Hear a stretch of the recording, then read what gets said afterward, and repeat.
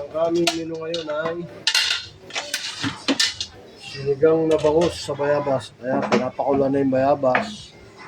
Ito yung bangus. Marami to ah. Malaki ba ito? Malaki. Ito naman yung mga gulay. Okra, kangkong at saka talong. Pag naghiwa kayo ng talong, lalagyan sa tubig. Lalagyan nyo ng konting asin para hindi nangingitim yung talong. Yan, para Takpan mo yung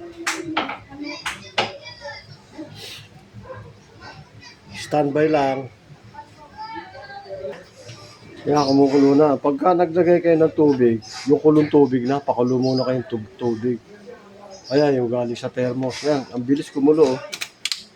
1 minuto lang kumukulo na. Standby lang. Ito na yung bayabas, dinudurog na, hinango na. Hindi nakitang hinango. Dudurugin pa to? Oh. yan, sabi mo na. Lalagay mo na to. Yan, ilagay na yung okra. Lalagay na to. Lalagay yung isda. Oo, lagay mo na yan. Pakukuluin. Akin na yung ano. Nagpipintura ako eh. Nagbibideo, nagpipintura. Ay sayang, para sa bayo. Baka madurog tong talong. Madali ito madurog. Sige, lagay. Wala pa sabaw, kukunti. Wala pa na sabaw. Oo, ganda lang mo.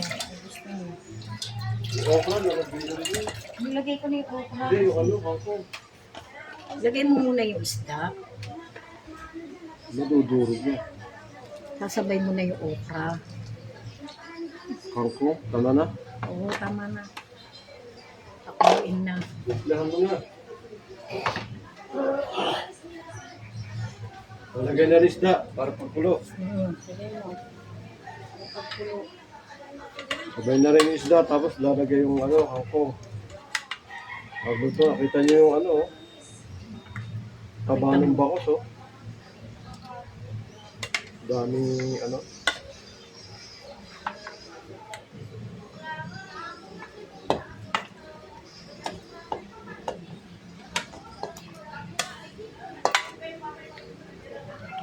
Pag na yung ano.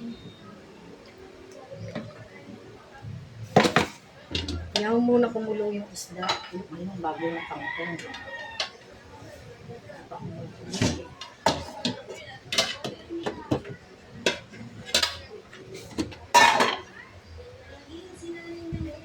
Lagyan natin ng asin.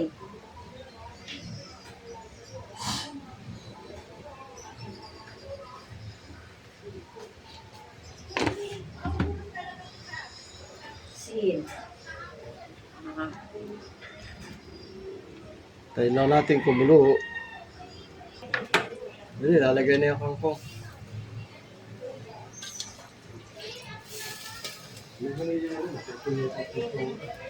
Oh, sige, teka.